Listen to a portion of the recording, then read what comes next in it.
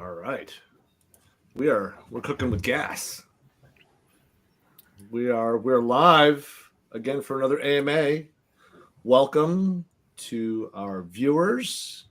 And we have another AMA today. As always, I am Dan Yu, and joined by John Lovig.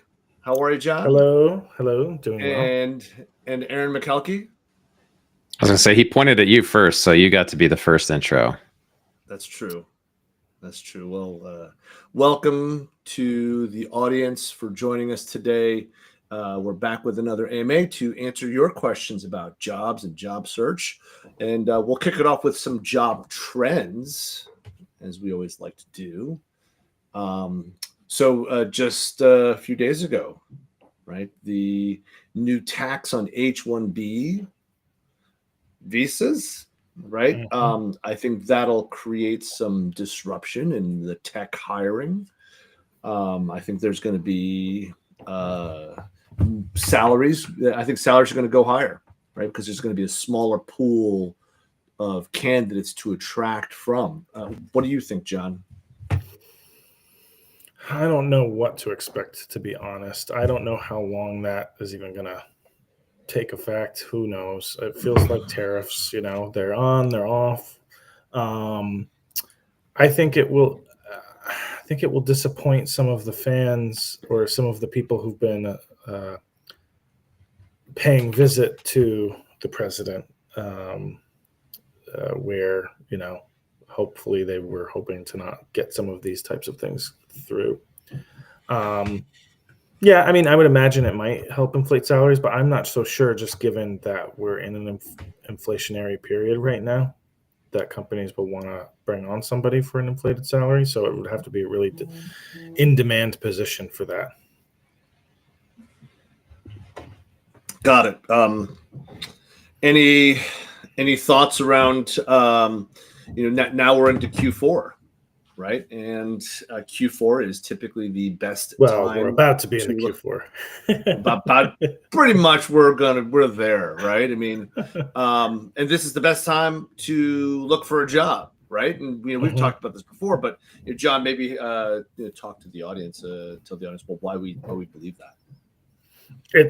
Typically the main reason why is, even in years where it's been a bad year, like 2020, companies still allocate budgets at the beginning of the year. They still have strategic goals that they have in mind. If they pause or wait to hire, they still will typically use that money at some point in time. And we traditionally see it in Q4. It's right. It's always where, as someone who makes commission off of placing candidates, it's where I make my most money, always, traditionally.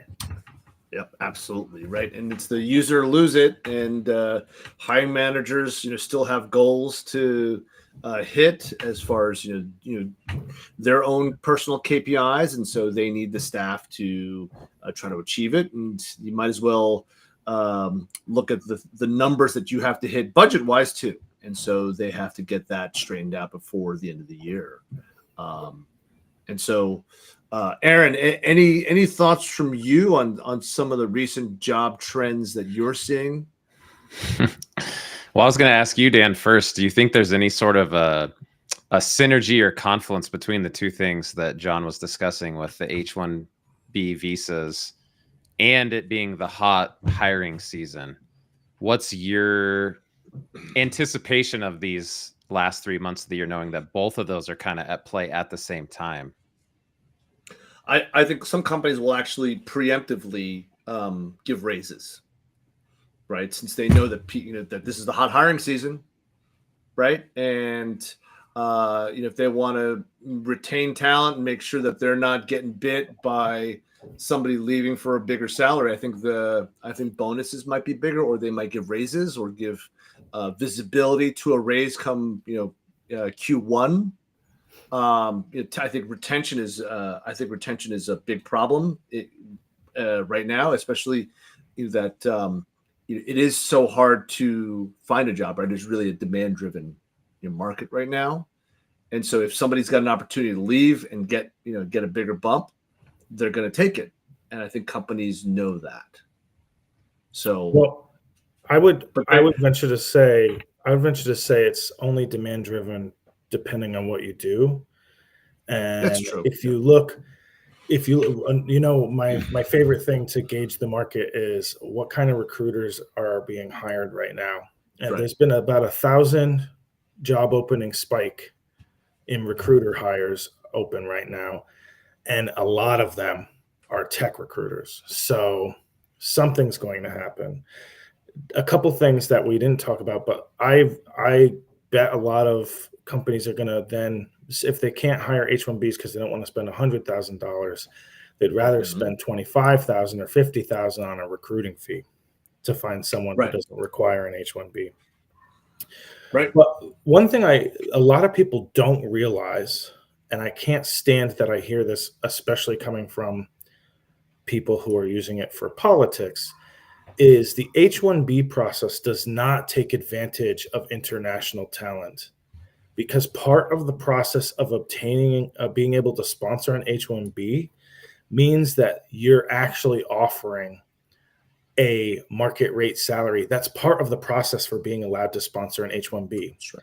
If you haven't worked in HR and you haven't sponsored an H-1B, they look at market rates and they look at competitive market rates. So a lot of times H-1B people will do really well in comparison to some of their peers. I've seen that happen where I worked for an employer that didn't pay as high as or close to market, and we couldn't make a hire because the H-1B would have had to be a market viable rate, and we didn't pay that much. So that's a fallacy that it's taking advantage of international talent. Now, it might be a lazy approach because the talent's there, but truthfully, we don't have enough STEM students in school to be able to meet the demand that we're looking for. We just don't. So that it's just an interesting fallacy that you see all the time. It's called prevalent wage, by the way, that's the approach for, or prevailing wage rather. Prevailing wage, yeah. In other words, people say it's a way to underpay those international people and get them in on an H-1B visa, paying them less than. Yeah, as if it's a different conversation when you're talking about undocumented workers who are doing things under the table for less money. It's another thing for H-1B sponsorships. Yeah, they're not being taken advantage of typically. Right, and companies still have to hit their goals, right? And so they still have to make more software or product or whatever they got to push out, right? And so I think the problems that they're going to be facing, could be significant depending on the timing. We'll see, right? I mean, it's not implemented yet. So may come tomorrow, may come 6 months from now, right? So we'll have to keep an eye on that for sure.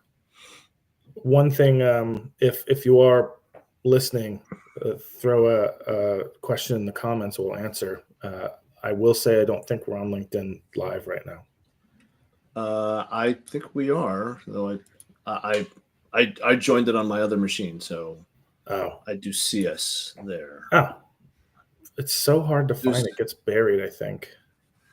Yeah, but we do have a couple people involved. I see who you are, and would love to hear from you. Even if you just want to say hi, love to hear from our audience. Anything new from our audience? What are you seeing? So, John, one story that I saw just a couple of days ago that Gen Z unemployment is higher than the rest of the market, and some people are speculating. Well, they don't really know, right? Why is Gen Z hiring so just not happening? Some are speculating that it's AI. I kind of have doubts around that. I think I think companies are just figuring out. Stephanie Patterson, thank you so much for saying hello. Appreciate you being here. I think companies are just being more careful, right, about bringing in their talent. What do you think, John? Yeah, it could be that. As Aaron has experience, LinkedIn is pretty cringe with Gen Z, and so maybe they're Mhm. not going through the effort to stand out amongst their classmates. Yep. There's not uh, even career guidance offices are very behind the times in terms of the approaches that students should be taking to get a job. They're all about let's coach you how to write your resume, and we're like, if you're wasting your time reworking your resume 16 times, all you're doing is trying to develop a document that's going to go nowhere. Yeah. It's like, Right. And yeah, I actually have an entry level role right now with a tech firm, and a couple of the schools that I've been recruiting from, the students have said the same thing, that their career and placement offices are telling them, you got to apply online, got to get out there. They're saying that's how to get out there. That applying online is the best way to get out there, and you use AI for your resume and use it to customize it for the job description. And so to the audience, if you're not familiar with how we teach, that is the exact opposite of what we teach. And so, we like to say that our method brings more authenticity and more of you to the process. well, my whole thing too is, we talk about, and we even say it's good to tailor your resume. But if you have to tailor your resume a lot, entry level aside, if you have to tailor your resume a lot, chances are you're not qualified for the role, right? Yeah. Maybe you're trying to match verbiage that they're using that you still have, but you use to describe it a different way. Like instead of demand gen, you say growth, right? Yep. That's one example where, okay, now we're just trying to make sure it's apples to apples and we're pointing the person in the same direction. But if you have to, and maybe it's including bullets that are most pertinent to the job, but you have an overarching resume that has all the different bullets that you could have. But it's another thing to say, okay, I have to really tweak this every time. You're probably over applying and not really thinking validly about your skill set. Yes, and Aaron, since are a former student, you're a former student of FutureProof U, and then eventually became part of the team. What's our number one way of getting out there and looking for jobs? Yeah, it's got to be networking. A thing that really reframed how I view creating content is Dan's way of teaching it is content creation is networking at scale. So your profile is open at 2 a.m. when someone's doom scrolling and they find you, but you're sleeping. And I never really understood. I think some of us started creating content just because that's what you're supposed to do. And it wasn't a strategic thing, or we didn't understand why. We just said, I know I have to, and I'll figure out the strategy later. And it's even a class that Dan and John have taught that I've taken where that's how you view creating content. It's just networking at scale because you can get thousands of people to hear your thoughts or see your work or understand how you approach a problem. And the advice from the placement office and the counselors and career coaches at schools, I live that life every day, of tweak your resume, or one of the new ones is like reformat your resume and put a picture on it so they know that it's you.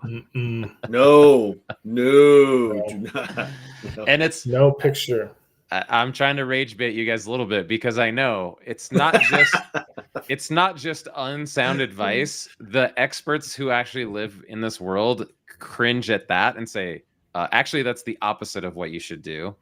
And that's one of the most worthless ways to spend your time, actually, is tweaking and reformatting your resume. If you put half of that time into writing articles, making videos, writing a blog, going to events, that would pay off, 100-fold. Whereas I applied to 100 jobs that my AI agent customized based on their job posting.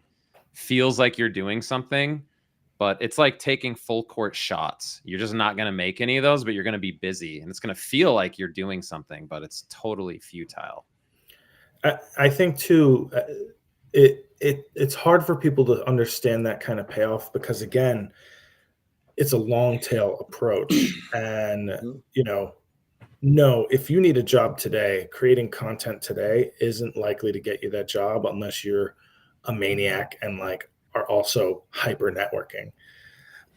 It's really about you never stop creating content so that you're always top of mind. And that's where people they're always behind the ball because life gets in the way, work gets in the way. And that's where, Aaron, you've had some great ideas about how to put content out there without actually having to do much work, but it's still authentic. And that's the kind of thing people need to be thinking about, because it's really the only way to make it sustainable while you're working a full-time job. Yeah, I want to give props to Aaron real quick. Aaron is he's the poster child of using content to truly network at scale and get his reputation out there. And he has posts with millions of views, right? And that's on TikTok, or hundreds of thousands of views in other venues. And so that's a way to create that. We talk about this all the time, the social proof, right? The social proof, when you get feedback from your audience, maybe it's just views, right? And just interactions, right? Those types of metrics, and also comments, of course, where you get positive or even negative feedback. Those all count. So anyway, I knew you weren't going to prop up yourself, so I just did it for you. Yeah, well, it's not because I'm smart or anything. It's just I was willing to do. People always talk about the tightrope between what's cool and what's cringe, and how until you're good at it, you're out on the rope and you look cringe, and the people back there are like, "What are you doing?" I had somebody ask me this at lunch the other day. They're like, do you think all that LinkedIn posting stuff is that like paying off? Is that worth it? And this is somebody who I guarantee has never posted anything and has like a default banner and a profile picture from 8 years ago. And it's hard to even talk to people that are on that side, because I'm like way out on the tightrope and I'm not coming back in. And you don't want to be mean, but it's like, yes, it's one of the best uses of time of anything, because just substitute, instead of scrolling your drug of choice, post there and use it to like research and come up with strategies. Like watch other good creators in your area and say, what could I steal from them? And, keep a notepad while you do it. So it's just a willingness to look stupid. Can you behave yourself in, and this is the same thing with career pivots, I think, can you behave yourself into success even when you're not getting the results? Can you just keep acting like you should? And with content creation, that's easy. It's just post, and don't look at the analytics and say, I got 32 views and half of them were my immediate family just being nice. Like, okay, well, I know I need to keep posting regardless. And that's the same with in a career pivot situation. It's networking. Like, you never know when you're going to meet the person who goes, oh, I see what you post on LinkedIn every day, and I know the perfect intro to make or company that's looking for somebody in that role. And you just have to behave yourself into that and not worry about the results, because they'll take care of themselves as long as you continue that behavior.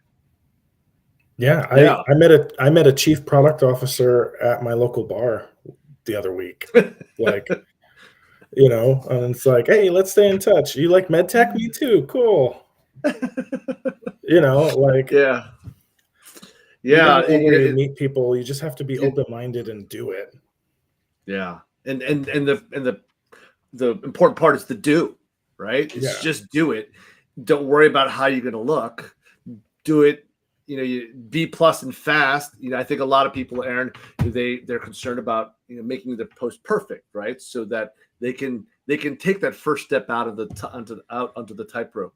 It's hard, right, to put yourself out there. I think that if you can get out there and just keep on getting out there, like I remember my first TikTok is just awful, but I keep it up there. It's so bad, but I keep it up there as a reminder of like, how far, I've come. Like my TikToks are still kind of not that great, but I mean, relative to when I started, and so on TikTok, and I don't even see them. You're not in Yeah, my see, algorithm. yeah, see, yeah. Well, I haven't really posted in a while. I read the Matthew McConaughey book a bit ago, Green Lights, and he said that the arrow doesn't find the target finds the arrow, and so that's a perfect allegory to like you have to put yourself out there, and the target will find you. The target will actually find you. Well, so, oh, go ahead. No, please. Oh, I was going to say, like, even I notice it, like Aaron said, behavior begets behavior. Well, he didn't say this specifically, but he means the same thing. Behavior begets behavior, right? I notice when I consistently post, like last week, I had a bunch of jobs I onboarded. So I posted 3 in one day. Just your not so subtle views, flex. Not so subtle flex there, John. I mean, I didn't win the business. That's just inbound. So, yeah, like I just posted and I noticed just a huge uptick in people viewing my profile even. So it's like, get something out there. And what I also like about Aaron's approaches is typically he's like, I'm just reading the news of something I did, right? Where, today I could easily say today I talked to a candidate who asked me, this literally happened today. What's your thoughts on the open to work thing? And I said, if it's a stigma still, you don't want to work for that company because there's nothing wrong with being laid off in 2025. We don't have job security anymore. I get it if someone was laid off and you could expect 15-year careers, why that would be a stigma. Anyone who still thinks it's a stigma is also going to be like, oh, what are you doing with ChatGPT on your machine? Oh, it's not going to be an environment for a forward-thinking person to begin with. So companies who are biased against that, you might want to pull that bias away because you're probably going to do more damage than not. Yeah, I actually had one of our coaching clients who just had a short stint at a company, and they were wondering, should they put that short stint? It's 4 months at a company. Should they put that on their profile? And I said, absolutely, it's okay. Everybody's fine with layoffs, right? And that stigma's gone, and so you might as well just put it on there to show that, hey, listen, you're still doing stuff, you're still trying to hustle. Right. And you're still working. Too bad it didn't work out. And that's all that happened. It didn't work out. Right. There's nothing that there's nothing more that somebody in the audience should take away from that. So, yeah, all the stigmas, they're kind of perceived by yourself in some ways. Yeah. Right. And other people's opinion, like, kind of who cares, right? Just move on, keep going. So, Al, good to see you. Thanks for joining us today. Always a pleasure. Always a pleasure. So, what other things are we seeing? Possibly in 2026. So, what do you think, John? 2026. I mean, I can't predict the next month, let alone 2026. I think we're going to see kind of a 2025 part 2, but more stable. I think. Agreed. I think we'll see cautious hiring. It also depends. Is the Fed going to keep cutting interest rates? I don't see any signs that that's going to happen. It sounds like they're trying to keep it steady if they can, but hiring will probably dictate that. It's rare that you see this level of inflation and hiring drop. So usually right. Hiring and inflation go hand in hand, and that's just not happening. So they had no choice but to cut the rate in order to try and stimulate hiring. Yeah. So, we have 3 more Fed meetings before the end of the year. They've indicated that possibly 1 to 2 more cuts, possibly. So it kind of depends on how fast companies hire. So I think then the fear is you'll have hiring and inflation again. And so inflation. What are you going to do? It's unprecedented. Yeah. I'm getting an update here. No, go ahead. So sorry, John. No, I was just saying it was unprecedented. Yep. Sorry, you had blinked out there for a second. Anyway, so to the audience, we're here for you. If you have any questions, any comments, we love the interaction. Anybody out there that's looking for a job that would like to learn more about what we teach or how we teach, you please visit our website, futureproof-you.com. And you can check out our free content on our blog. Our blog has not just our podcast, but a lot of our written content as well. It's all free there for you. And we have our classes that are listed. And so our classes are coming up. We have all different types of classes that can help you, from helping you with your LinkedIn, networking at scale, like Aaron. Aaron was a student of that. And then also, once you do get that job interview, once you do get that feedback from a company, how to ace the interview. And that's John's favorite topic. Definitely is. Yeah. So I talked to a candidate last week. He was talking about how tough it is out there. And he's actually watched our stuff, and I'm like, well, you see, that we're putting out the content. We always talk about putting out content to network at scale and use that. And I said, hey, how's your content game going? And I, while I asked the question, I kind of quickly brought up his profile. You already know the answer. Yeah, and he hadn't posted in a couple of years. Oh, wow. And it's so it's tough out there, but I haven't posted once since the pandemic. Yeah, right. Well, there's that coachee I was telling you about right before we jumped in on this, and let's hear that story. Their LinkedIn experience is nascent. 16 connections.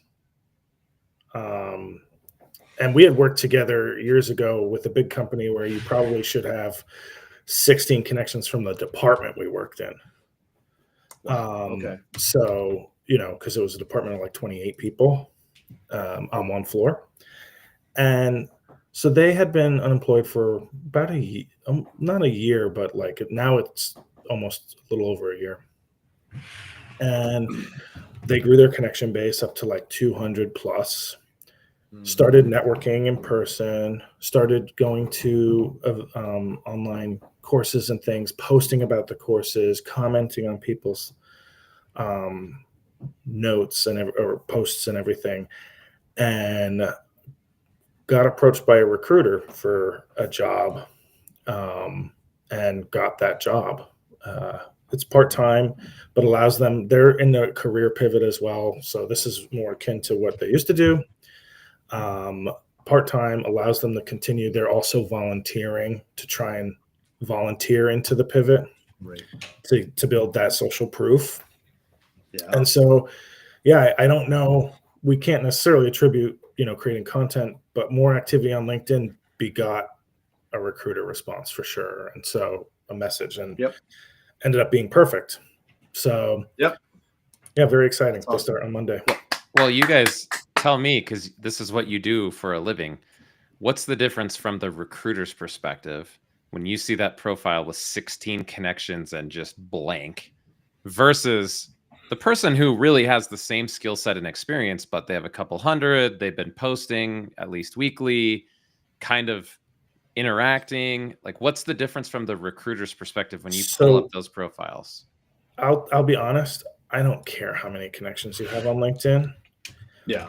I care about the skill set. However, the chances that you will show up at the top of my list grow exponentially if you have a complete profile, if we have mutual connections. And I would imagine, just given LinkedIn's content push, I am sure content creation is part of their search algorithm. So all of those things increase the chances that you're seen first.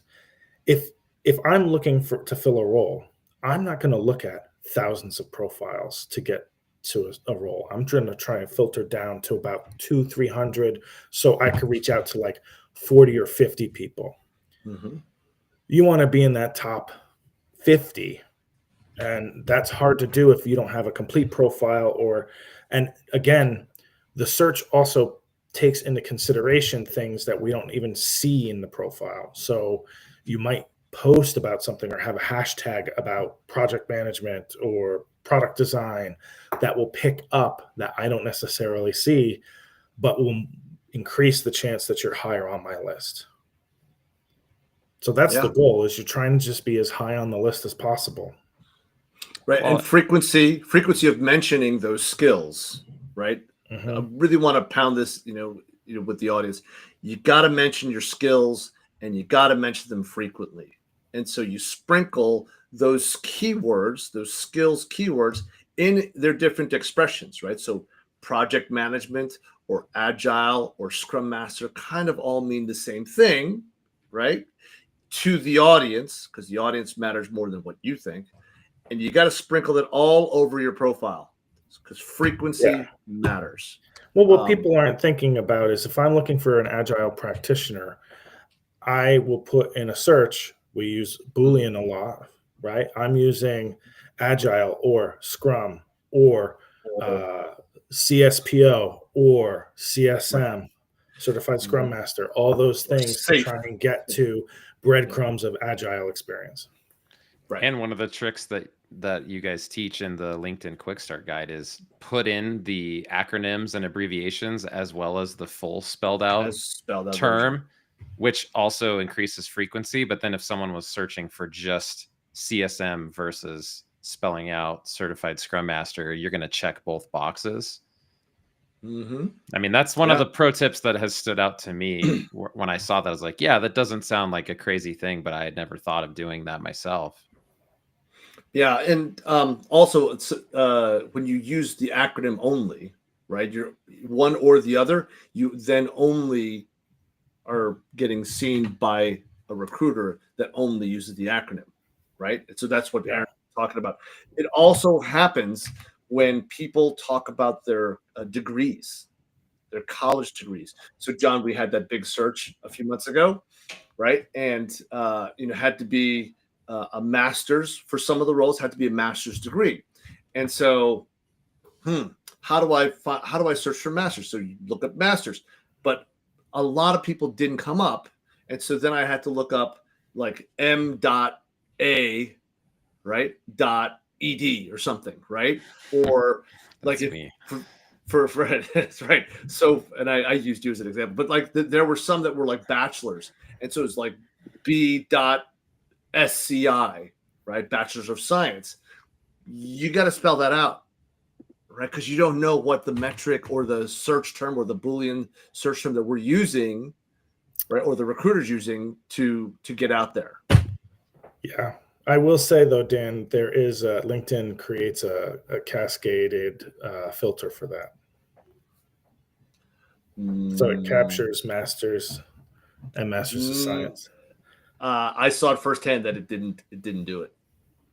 It was very weird. Supposed to, and I think it's funny because you always have to think about when you're a candidate, you have to think about what's a predefined field that you can choose from versus not, right? So your degree, unfortunately, is a text field, which means it's not predefined, which means it's subject to what Dan was just referencing. I was literally going in and looking if it was a free text field or not. It is a free text field. So mine says Master of Arts in parentheses MA. Yeah. So that I could capture both audiences. LinkedIn must scrape that information because it is a drop-down field for a recruiter, but it clearly doesn't work all the time. Right, because they put the period in the middle. Yeah. Right. M.A.ed, right? And that'll screw up the algo. Yeah. Or whatever they use, yeah. Any questions, by the way? We're talking a lot, but we'd love to answer any questions if anyone has any. Enter them in the comments below. Yeah. So I had that coachee that his profile was easily a D-. If we're going to grade them, easily a D-, kind of like that your coachee. couple, only less than 100 connections, and they started putting out content, and in 2 months they got a call, and it was purely because they filled out all about their jobs, right? They had a more complete profile. Whether it was the content or not, don't know, but it was definitely a direct result of having a more complete profile. Well, so and go ahead. And I also think what you probably help them think about too, and I think you met them through this same pathway, but people forget about what their network really looks like. Dan, correct me if I'm wrong, but you've worked with a lot of recruiters in the 10 plus years that you've been recruiting. And I think that would be, if you were to be looking for a new job, you'd probably reach out to that grouping of people, probably with a call or a text. But then also you have a huge network in, Notre Dame alumni, and you reach out to them frequently. And I think, when you have that kind of collective kind of pride in something, or that collective experience, that always translates to more likely to be helpful than not. Just like my graduate degree, my program was really tight knit, so I could reach out to people from my class and probably get some introductions because of it. And we all still, I've done favors for some friends. They've done things for me. It's one of those networks that's easily warmed up and probably can be helpful because of that shared experience. Yeah.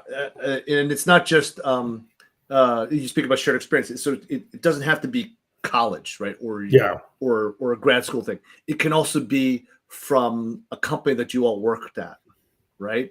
And if you had a shared experience, good or bad, but you still have the shared experience, and you can lean on those relationships, right? And so, and not just your the people that reported to you, your peers, your boss, or your boss's boss, but also the vendors that you might have come across. I think the vendors and even the competitors that you might have had, your company might have had, I think those are terrific resources. You may not think of it because they don't really know me, and that's actually better. That they don't really think of you in this tiny little box. They may actually think more expansively about you because they only have a small impression of you, which is fine. A loose connection, some people call that. So, the vendors and competitors might actually be a terrific resource. Yeah, I would. That's another grouping that when I was looking, I went to former clients of mine and said, "Hey, do you know anything? Know of anyone? Know of any opportunities?" Yeah, and it could be you being a recruiter doesn't have to be an agency. It could be internal, right? So it could be an internal job, which would be fine too, right? And we're all just trying to make it here, right? So all right. We have a comment from the audience. Stephanie, thank you so much. Glad this is helpful for you, and that you're starting your job search. Please visit our website and check out our blog. We've got a lot of content there too. So futureproof-you.com. We also have our podcast. There's kind of like this, us talking, but on the podcast, it's just us. Here, we actually have the opportunity to answer your questions. So Stephanie or anybody else in the audience, if you have any questions, please put it into the comments.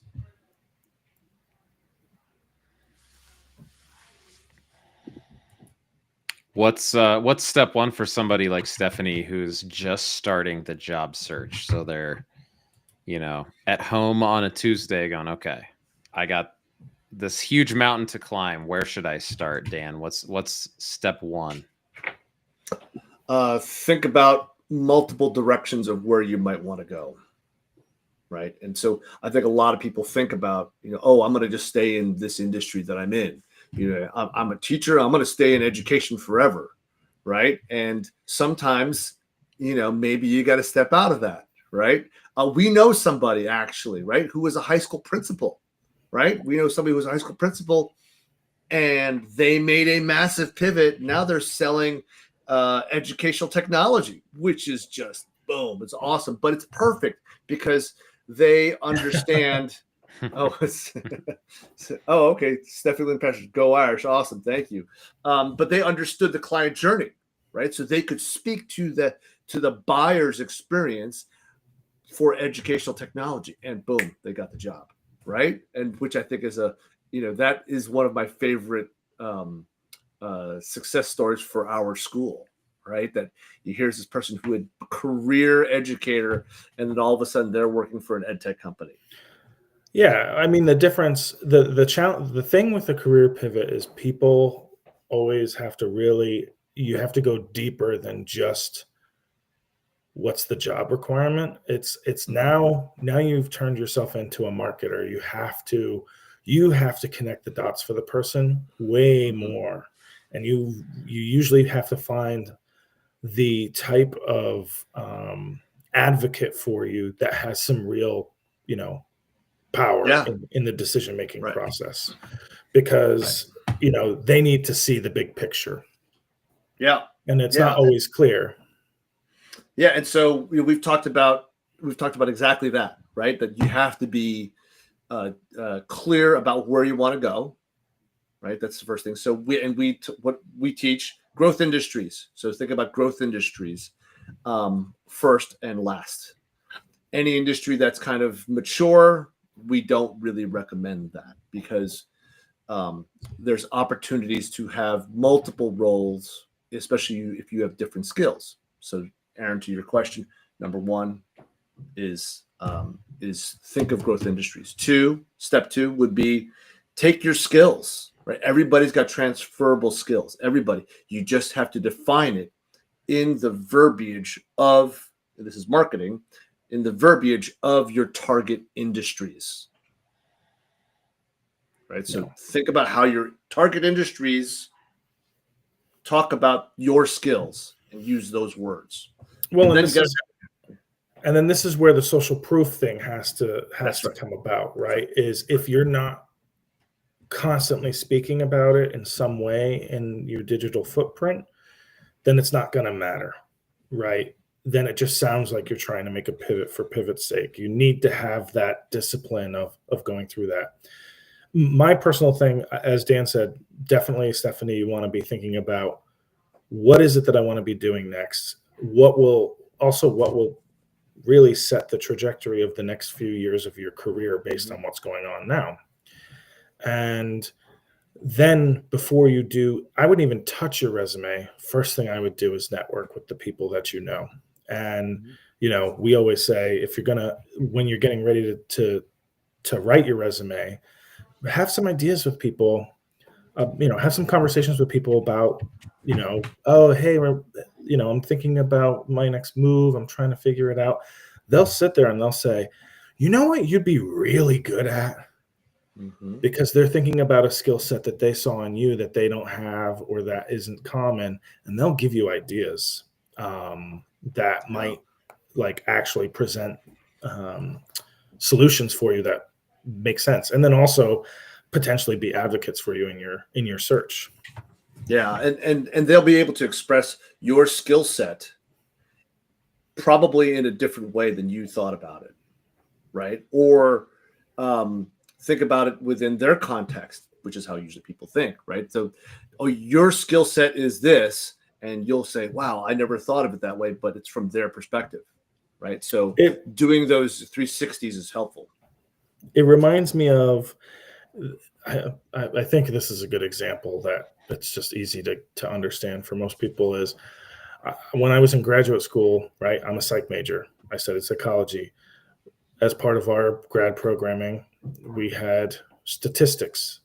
However, it was geared towards psychology. So it was solving psychological phenomena or proving psychological phenomena through statistics. My classmates used to go all the time, I hate math, I hate math, I hate math. I said, I'm sorry, but this is a psychology class. It's not a math class. Get over it. Because if you want to be a psych major, you have to know this or else you're not. right? How are you supposed to validate your ideas without actually having evidence? And I was like, you need to know how to do this. And the way it would change people's perspectives around the fact that, oh no, if you're still going to continue this line of study, I have to actually be decent at this in order to call myself what I want to call myself. Even though you can't technically call yourself a psychologist with a master's anyway. So John, you sounds like you were coaching and teaching all the way back then. I was. I taught. I should have got an extra. I should have charged people for all the stats tutoring.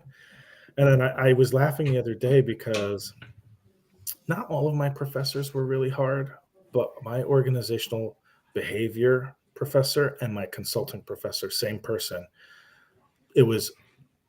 Our finals were always 5 questions, 5 pages each in class for 3 hours. You had to finish 25 pages.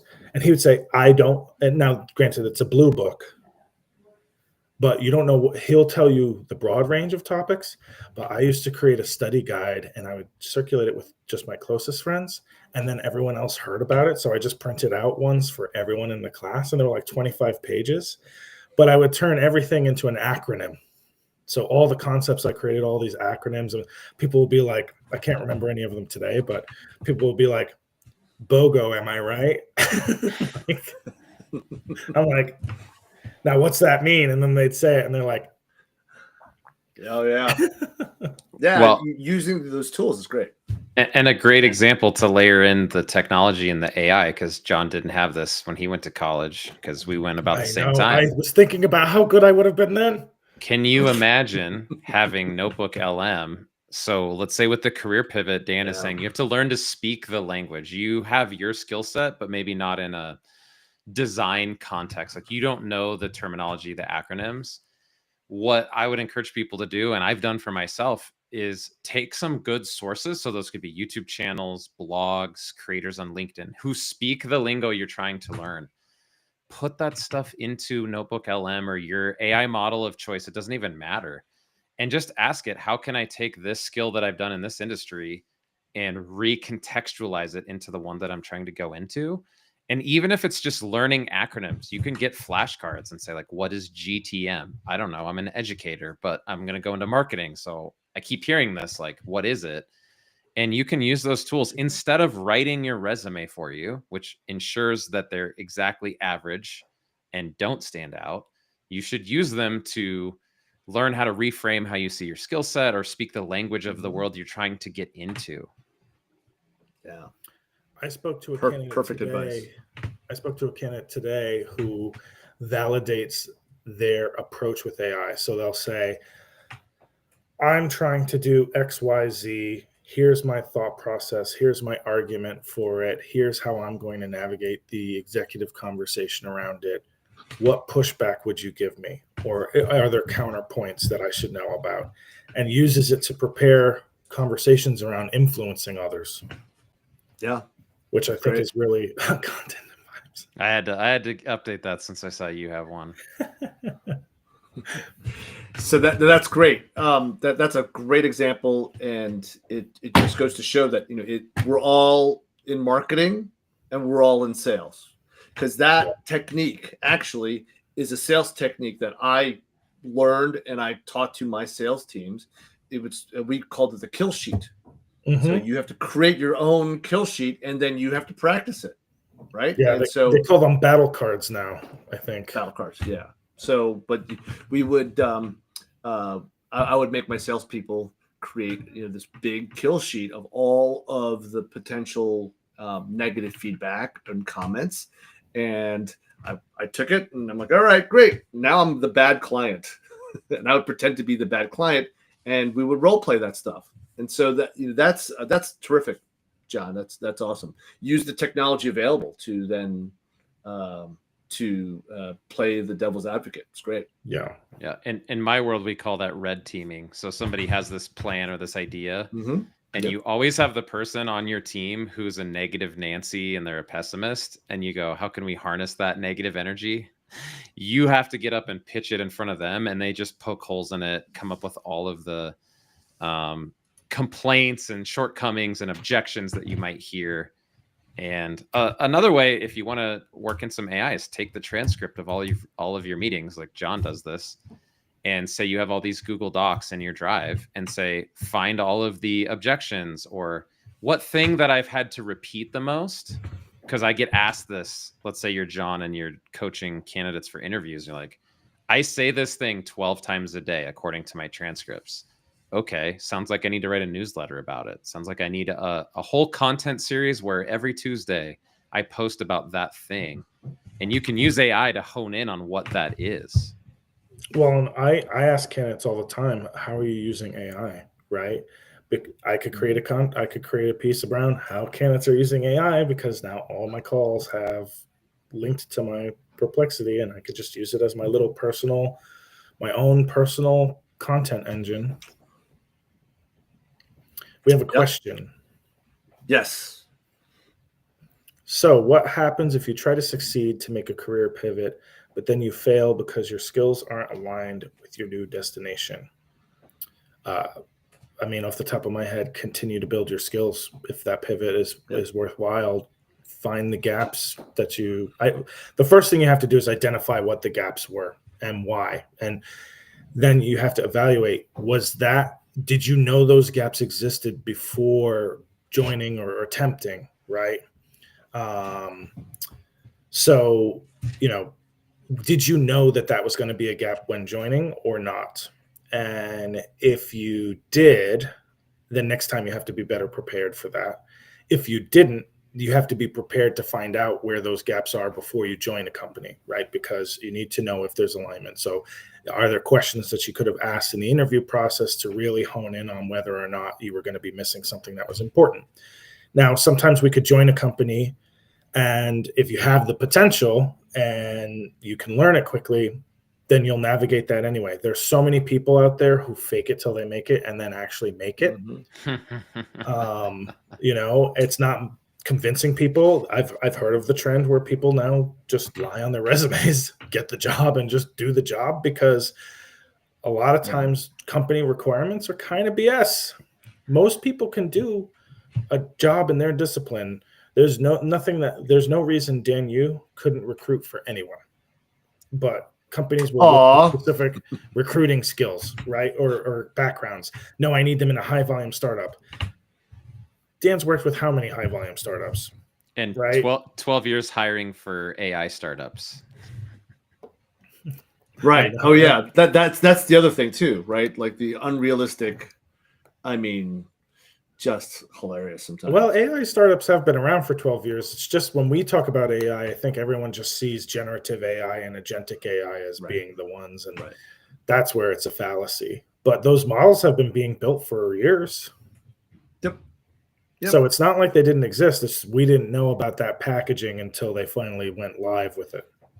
Yeah, we used to call it machine learning, right? Or natural language processing. But that was the more prevalent term, and now everyone just kind of says AI, right? So making sure that you're marketing yourself in the correct way for the right directions.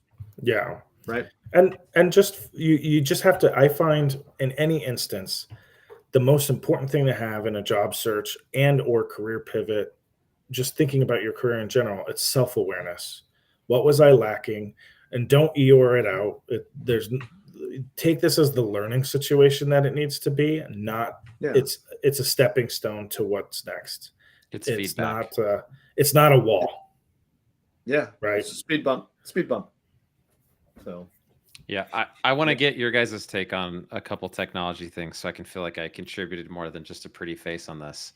How about what AI tool do you find yourself using most often? What's your go-to? And give us an example of how you're using it. Dan. Perplexity Pro. I use it for pretty much everything. I use it for my writing, to first mile how I think about a topic, and then I'll write. I try to write authentic, with authenticity. For my candidate pitches, Every candidate pitch, I've trained my Perplexity to write in my style. And so it knows, no editorialization. Like, I want to speak in the facts, and it already knows that. And all my candidate pitches go through, and that's as John and I will say, that's the worst part about recruiting is writing pitches. But now it's pretty harmless, pretty painless, right? So easy. And so leveraging that, researching topics. I want to learn more about something. I'll use Perplexity. Yeah, John, what's yours? I too use Perplexity Pro. I have a few more use cases than Dan, probably because I'm the one who taught him how to use it for. Hey, we're getting to the top of the hour here. We got stuff to do. Anyway, I was trying to be brief.